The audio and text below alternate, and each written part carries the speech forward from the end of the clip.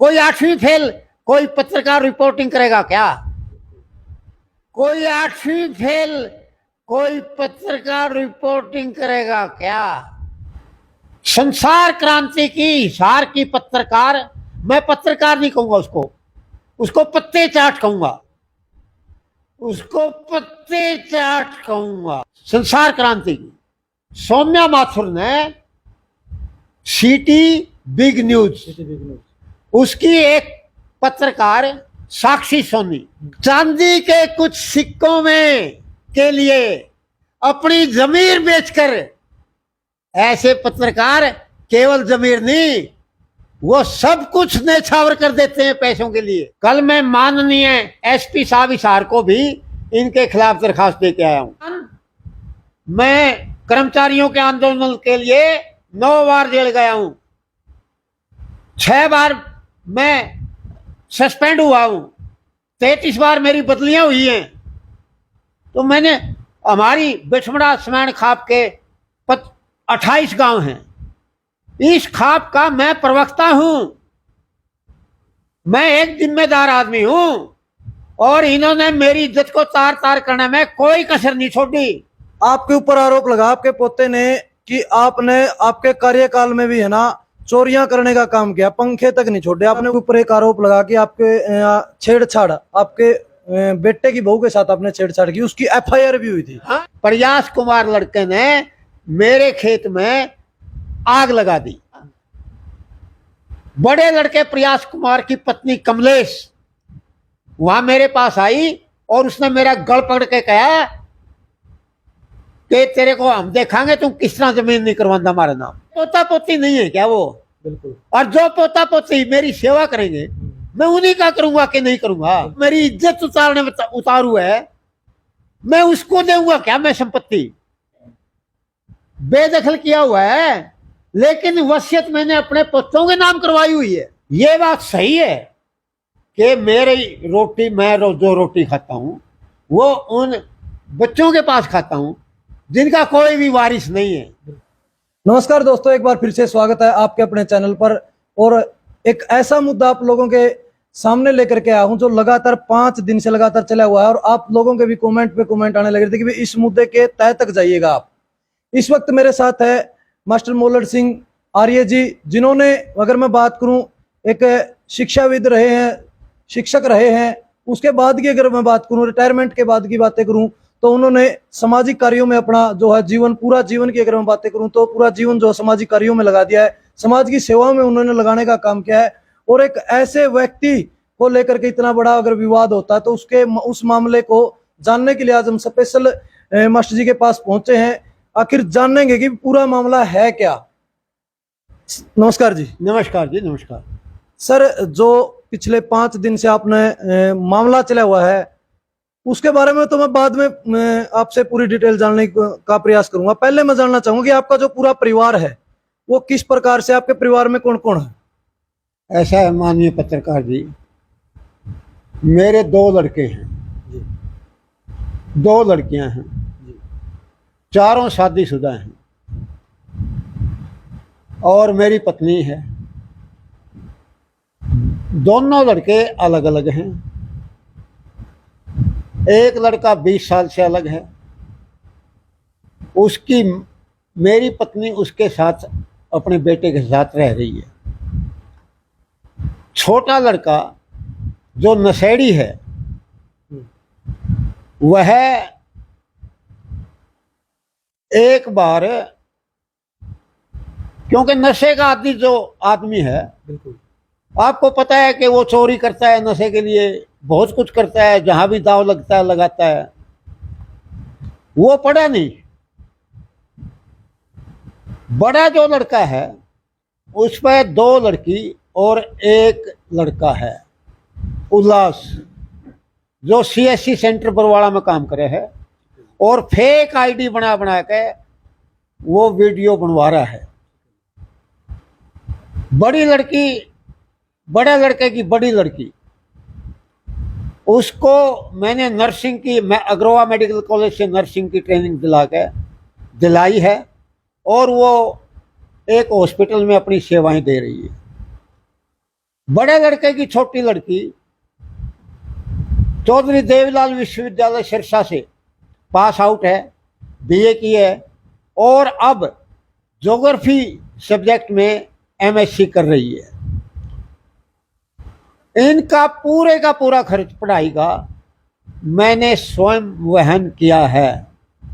उसका सबूत ये है कि उनकी फीस वगैरह, उनके हॉस्टल की फीस वगैरह वो मेरे बैंक खाते से उनके खातों में गई हैं। ये ट्रांजैक्शन मेरे पास मौजूद हैं। अब आइए आप छोटे बच्चे, छोटा जो लड़का नशेड़ी है, वो आज से उस पर 4 लड़कियां और एक छोटा लड़का है। 12 साल पहले घर से अपनी घरवाली के जेवरात चुराकर वो घर से भाग गया था और लापता हो गया था। आपके गांव से सुरेवाड़ा से ही? जी, जिसकी सूचना पुलिस को दे दी गई थी। 12 साल पहले की बात बता रहा हूँ। वो जो वीडियो वायरल हो रही हैं उसमें वो खुद भी मान रहा है कि मैं 12 साल से बाहर था। अब वो भी, उसके बच्चे भी हैं तो अलग, लेकिन उस पर क्योंकि 4 लड़कियां और एक लड़का है, आखिर उनका कौन वारिस है? आखिर मैं उनका बच्चों का दादा हूं। मेरे पोते पोतियां हैं, मैं बड़े वाले भी मेरी पोतियां पोता पोतियां थे, इसीलिए मैंने उनको पढ़ाया। और उसके बाद एक उसमें ये भी ब्लेम है कि छोटे लड़के ने, नशेड़ी ने, बड़े लड़के के बहकाव में आकर एक सीएम विंडो में दरखास्त लगाई कि मेरी घरवाली जो है वो विधवा, मैं जिंदा हूं, विधवा पेंशन लेने लग रही है। पहला आरोप यही है। पहला आरोप यही है। मैं इस विषय में आपको बताना चाहता हूं, जब वो लापता हो गया उसके 4 साल के बाद उसने समाज कल्याण विभाग को बेसहारा होने की दरखास्त लगाई पेंशन के लिए। और सारे नियम के अनुसार, जो पेंशन के नियम हैं, नियमानुसार समाज कल्याण विभाग ने उसकी बेसहारा पेंशन लगा दी।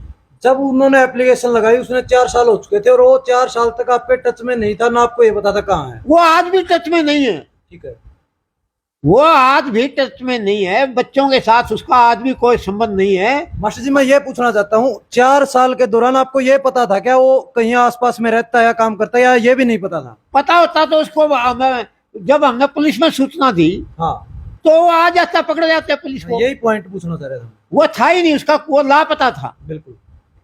तो उसकी जब पेंशन लगी, अब उसने फिर एक दरखास्त लगा दी कि भाई मैं या विधवा की पेंशन लेनी है। कितने साल बाद लगाई उसने ये 2016 में लगाई है ना दरखास्त है।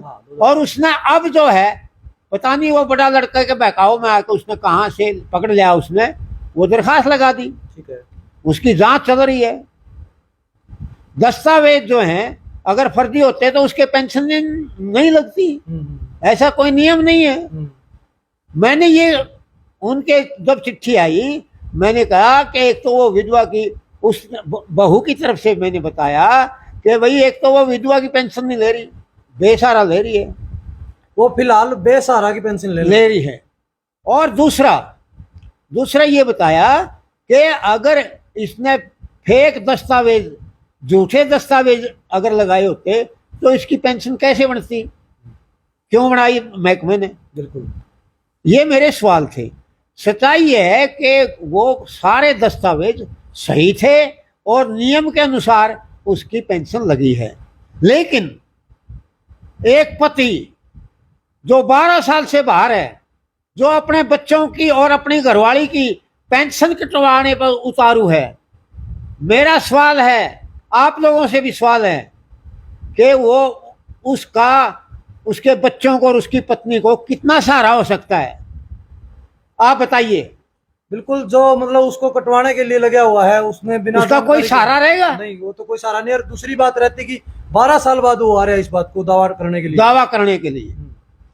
एक जो है उस पे जो 4 लड़कियां हैं, बड़ी लड़की को बीए करवाने के बाद मैंने उसकी शादी कराई, शादी की, और शादी में वो शामिल नहीं हुआ, शादी में शामिल नहीं हुआ। अपनी लड़की की शादी में भी शामिल नहीं था, दूसरी लड़की की शादी में भी वो शामिल नहीं था।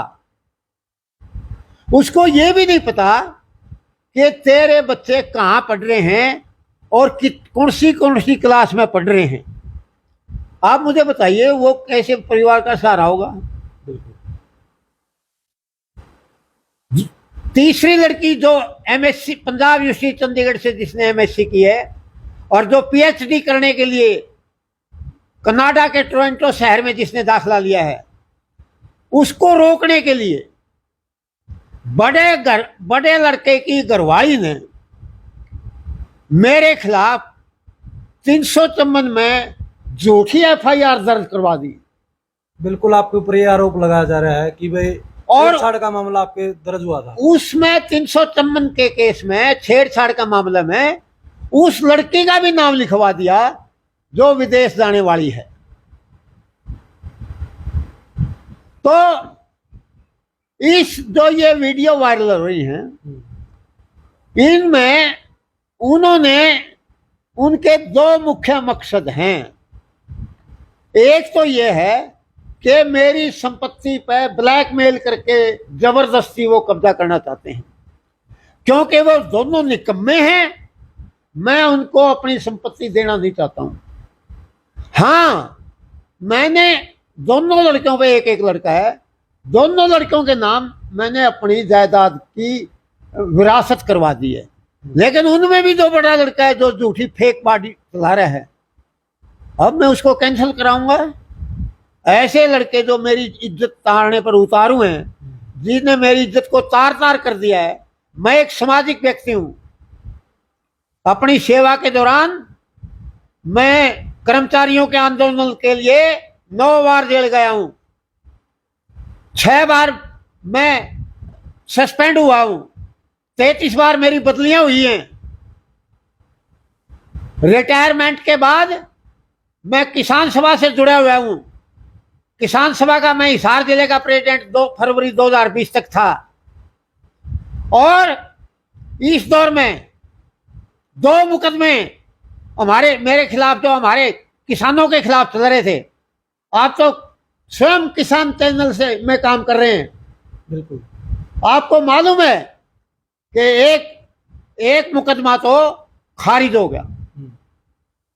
मंदसौर में जो 6 किसानों की हत्या हुई, उसका मुकदमा अभी माननीय अदालत में विचाराधीन है। दूसरे मुकदमा में हम सभी आदमी 14 लोग बरी हो गए हैं। तो मैंने हमारी बिठमड़ा समैन खाप के 28 गांव हैं। इस खाप का मैं प्रवक्ता हूं। मैं एक जिम्मेदार आदमी हूं और इन्होंने मेरी इज्जत को तार तार करने में कोई कसर नहीं छोड़ी। आप जैसे कुछ लोग जो टिप्पणियां कर रहे हैं कि भाई इन्होंने आराम करना चाहिए, अपनी बूढ़े ने अपनी संपत्ति निकाल, जो मेरी इज्जत उतारने पर उतारू हैं, जहां तार तार कर दिया है पूरे विश्व में। और ये केवल भारत की नहीं मैं कह रहा, हरियाणा की नहीं कह रहा, इंटरनेशनल लेवल पर यह मामला चला गया है। बिल्कुल अमेरिका से, कनाडा से, ऑस्ट्रेलिया से, चेकोस्लोवाकिया से मेरे दोस्तों के फोन आए हैं। वहां से कुछ लोगों ने कमेंट्स किए हैं और उन साथियों के कमेंट्स से, फोन की वजह से मुझे आत्मबल मिला है। मैं पूरी जिंदगी में अन्याय के खिलाफ लड़ा हूं और इस मामले में भी जब तक दम है इंसान के लिए मैं लड़ता रहूंगा, इंसाफ के लिए। मास्टर जी, अगर मैं आरोप की बात करूं, आपके ऊपर आपके पोते ने एक आरोप लगाया है। आपने कौन से सन में आप टीचर से रिटायरमेंट हुए थे, अध्यापक? मैं 2005 में रिटायर हुआ।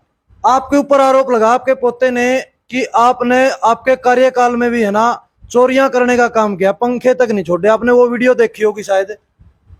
देखिए माननीय पत्रकार महोदय, मैं 2005 में रिटायर हुआ और उस लड़के का जो जन्म है वो लगभग 2000 के आसपास है। मेरा सवाल ये है कि 5 साल की उम्र में उसने कैसे पता लग गया कि वे मैंने चोरियां की हैं? एक बात। दूसरी बात यह है कि उसने किसको बताया ऐसा। तीसरी बात, क्या उसके अगर उसके पिता ने उसको बताया तो क्या उसके पिता ने मेरे खिलाफ FIR दर्ज करवाई? आज जो वो इस तरह की बात करे हैं ये सब मनगढ़ंत, झूठी और निराधार हैं। ऐसा कुछ नहीं हुआ। मैं एक सम्मानित व्यक्ति हूं। हरियाणा के 6500 गांव हैं, एक भी गांव ऐसा नहीं है माननीय पत्रकार जी जिसमें 2-4 आदमी मुझे ना जानते हों। तो ये तो सारा मुझे बदनाम करने के लिए बड़े लड़के ने एक षड्यंत्र के तहत सबसे पहले इस मामले में 20 बार पंचायतें हुई हैं। उसने कभी भी कोई पंचायत की फैसला नहीं माना। उसने घर अपनी इच्छा से लिया। उसने खेत वो लिया जिसमें ट्यूबवेल लगा हुआ था। मैंने अपना दूसरा खेत ट्यूबवेल लगवा। तो हर मामले में पंचायत ने मेरे को दबाया, लेकिन फिर भी उसकी संतुष्टि नहीं है। वो चाहता है कि जमीन जो है वो मेरे नाम हो और मैं उसको बेच के ऐश आराम करूं, क्योंकि उसने जिंदगी में कोई काम नहीं किया। उन्होंने जो ठग्गा बग्गी होती है, आपके पड़ोसी गांव में, शायद आप गैबीपुर के नजदीक हैं, अर्जुन देव मेहता वहां का सरपंच है। वहां ये बड़ा लड़का प्रयास कुमार जिसका नाम है, उल्लास का बाप, वहां से ट्रैक्टर की एरो लाया, मेरा दोस्त है, और पैसे नहीं दिए। बहुत दिनों के बाद, 8-10 महीने के बाद, मैं उनको मिलने के लिए जब गया, उसने कहा वो लड़का एरो ले गया था और वो पैसे नहीं दिए। हम दोनों इकट्ठे बैठे थे। मैंने कहा आप फोन करो। उसने फोन करा, क्योंकि मेरी तो कोई बोलचाल उसके साथ है ही नहीं। जब उसने फोन करा तो उसने कहा कि मैंने तो, क्योंकि मुझे वो काका कमे हैं बच्चे, मेरे बच्चे, वो बोला मैं अंकल जी मैंने तो पैसे जो है नहीं मेरे पापा को दे दिए, मेरे अंकल को दे दिए। वो बोला वो तो मेरे पास बैठे हैं। मैंने पूछा रे कब दे दिए? बोला दे दिए, तेरे याद को नहीं होंगे। आप इस बात की पुष्टि सरपंच साहब से करवा दें। उसने सब जगह ठग्गा बग्गी की है। जितने भी मेरे यार दोस्त हैं, किसी न किसी बहाने से सब जगह ठग्गा बग्गी की है। कमाया कुछ नहीं। उसकी 50 साल उम्र हो रही है। जिनके पास जमीन नहीं, जायदाद नहीं, वो तो बहुत अच्छे से गुजारा कर रहे हैं। इसने क्या किया है बताइए आप? कोई शादी करी हो, कोई मकान बनाया हो, कोई जमीन खरीदी हो, कुछ तो कराया हो, बच्चे मन पढ़ाए। ये जो है सारा मामला संपत्ति का है जनाब। अगर मैं बात करूं मास्टर जी, आपके ऊपर एक आरोप लगा कि आपके छेड़छाड़, आपके बेटे की बहू के साथ आपने छेड़छाड़ की, उसकी FIR भी हुई थी। हाँ, वो मामला क्या था वो बताएं पूरा। ये वो मामला ये आपके सामने है। ये FIR वहां हुई थी। ये FIR हुई थी। कब? और ये जो पेपर है ना जो मैं आपको दिखा रहा हूँ, हाँ। इसमें FIR का जिक्र है। वो FIR रद्द होगी। ये नकल मेरे पास है।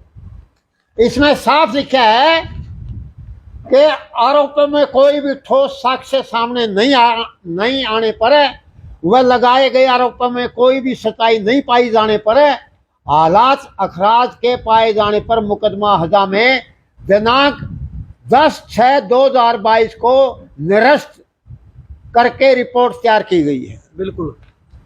ये FIR वो झूठी थी।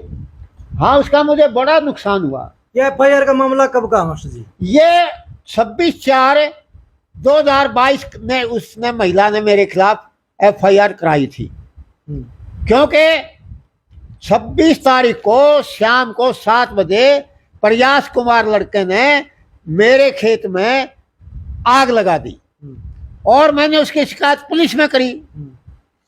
पुलिस वालों ने जब उसको बुलाया तो मुझे शाम को पता लगा था 26 को। सवेरे जब पुलिस वालों ने बुलाया तो मैं घर सुबह 7 बजे के आसपास मेरे घर में बैठा हुआ अखबार पढ़ रहा था। बड़े लड़के प्रयास कुमार की पत्नी कमलेश वहां मेरे पास आई और उसने मेरा गल पकड़ के कहा कि तेरे को हम देखांगे तुम किस तरह जमीन नहीं करवाता हमारा नाम। अच्छा। मैं अपना गल छुड़ा के, मेरे बटन टूट गए, मैं भाग गया, क्योंकि लाठी लेकर बड़ा लड़का और उसका लड़का उल्लास दोनों भी, वो भी मेरे घर आ गए थे। लेकिन मैं भाग गया। मारपीट हुई आपस में। जो छोटे बच्चियां थी छोटे लड़के की, उसकी बहू और उन बच्चों के साथ उन्होंने मारपीट करी। और मारपीट करने के फिर छोड़ छुड़ाई होने के बाद बड़ा लड़का अपनी बहू को बिठा के, 27 तारीख सुबह की बात है ये, 27 सुबह की 26 को आग लगाने वाला मामला हुआ था। हाँ, 27 तारीख को ये झगड़ा होने के बाद सुबह ये जो झगड़ा हुआ, वो वहां 8-10-11 बजे 9-10 बजे वहां जाकर उन्होंने थाने में मेरे खिलाफ झूठी FIR दर्द करवा दी और गले उस बिटिया का नाम भी लिखवा दिया जो विदेश जाने वाली है। लेकिन ये तो इत्तेफाक रहा कि 26 तारीख को मैं तहसील कार्यालय में रजिस्ट्री करवा रहा था। वहां CCTV कैमरे में मेरी फुटेज थी। उसने 2 बजे का समय लिखाया था, मैं दोपहर को 2 बजे छेड़छाड़ की मेरे कि हाँ 26 तारीख को, जबकि 26 तारीख को तो मैं तहसील में 2 बजे मैंने रजिस्ट्री कराई है, मेरे फोटो थे वहां, मेरे फोन की लोकेशन वहीं की थी। इसलिए हालांकि उसकी इंक्वायरी हुई, SHO साहब ने की, DSP साहब ने की, मुझे बहुत हरासमेंट हुई, लेकिन क्योंकि वो झूठी थी और ये जो है ये कैंसिल होने की मैंने ये कॉपी आपको दिखा दी है। बिल्कुल। हाँ, इसका मुझे एक बड़ा नुकसान हुआ। जो मेरी पोतरी कनाडा में पढ़ने जाने वाली थी, उसकी फाइल 4 महीने लेट हो गई।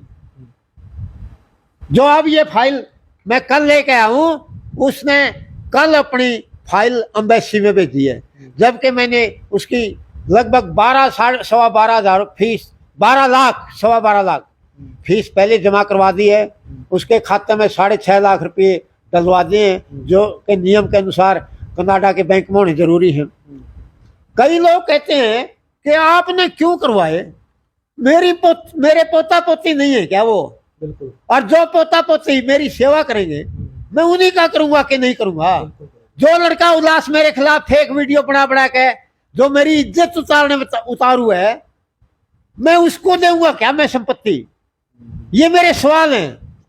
लड़कियां, मैंने बड़े लड़के की भी लड़कियां पढ़ाई हैं, जैसा मैंने पहले बताया है। और ये सब जो है संपत्ति हड़पने का षड्यंत्र है। लड़की को विदेश भेजने वाली तो उनकी फेल होगी। कल इसकी लड़की की एम्बेसी में चली गई है, कनाडा एम्बेसी में इसकी फाइल चली गई है कल। वो कब आती है? आने के बाद वो टिकट लेके चली जाएगी।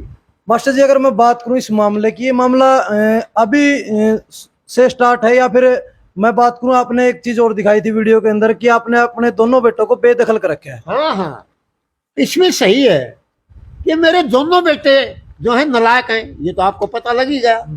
मैंने इनको बेदखल किया हुआ है। ये मेरे पास अखबार की कटिंग है, ओरिजिनल भी है मेरे पास।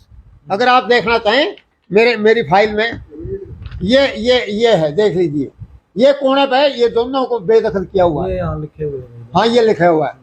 मैं इसकी एक कॉपी आपको दे दूंगा। मैंने इनको बेदखल किया हुआ है। और देखिए, कब की कटिंग है ये अखबार की? ये आप देख लेना, इस पर डेट है। देखिए, बेदखल किया हुआ है, लेकिन वसीयत मैंने अपने पुत्रों के नाम करवाई हुई है। बिल्कुल। जो लड़का उल्लास है, जो पोता मेरे खिलाफ षड्यंत्र रचना में शामिल है, उसके पक्ष में भी मैंने अपनी वसीयत कराई है संपत्ति की। लेकिन विडंबना देखिए कि भाई वो वही मेरे खिलाफ जो है षड्यंत्र कर रहे हैं। अगर मैं बात करूं मास्टर जी, इस वीडियो के मामले में आपने पत्रकारों के ऊपर भी कुछ सवाल उठाए थे। हाँ, कि भाई किस प्रकार से इस मामले को दर्शाया गया, उसके ऊपर आपने क्या आगे कार्रवाई की है और किसके साथ आपकी उस मामले में बात हुई है? 2 चैनल ऐसे हैं। वैसे तो सोशल मीडिया की जो है बाढ़ आई हुई है देश में। बिल्कुल। और ईमानदारी से यह है कि मैं आपको भी ये बाइट नहीं देने वाला था, क्योंकि ये ऐसा गंदा मामला है। इस पर जितना जल्दी इस पर ये खत्म किया जाए, इसको खत्म किया जाए। लेकिन क्योंकि आप सही सवाल पूछ रहे हैं, इसलिए मैं बता देना चाहता हूं,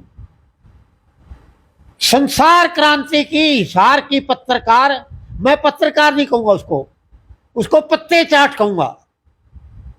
पत्रकार तो कोई ऐसे होते हैं क्या?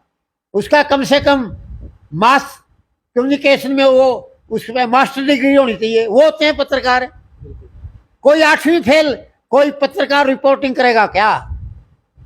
हिसार की पत्रकार संसार क्रांति की सौम्या माथुर ने ये फेक वीडियो, फेक आईडी के आधार पर, झूठे आरोपों पर चांदी के कुछ सिक्कों में के लिए अपनी जमीर बेचकर, ऐसे पत्रकार केवल जमीर नहीं, वो सब कुछ न्यौछावर कर देते हैं पैसों के लिए।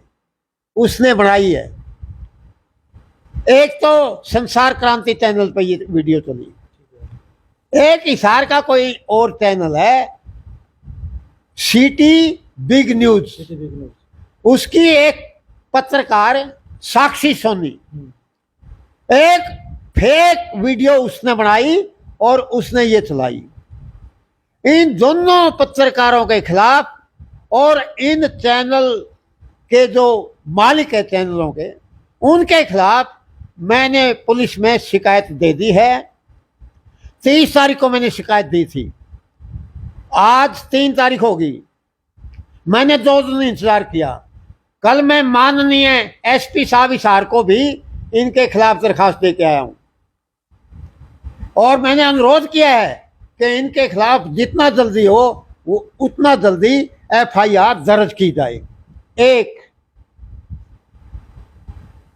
सारे कागजात मैंने अपने जो लर्नड वकील हैं उनसे सलाह लेकर मैं इनके खिलाफ कंपनसेशन, आप मानहानि कहते हैं, बिल्कुल, जो मेरी इज्जत इन्होंने तार तार की है अंतरराष्ट्रीय स्तर तक, मैं उसके लिए मानहानि का मुकदमा करने जा रहा हूं।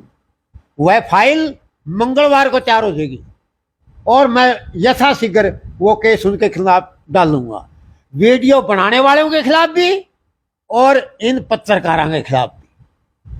मास्टर जी, अगर मैं बात करूं इस मामले में, एक फैमिली आईडी को लेकर के भी एक विवाद आया था, फैमिली, वो क्या मामला था पूरा? माननीय पत्रकार, फैमिली आईडी जो है वो मेरे पास है।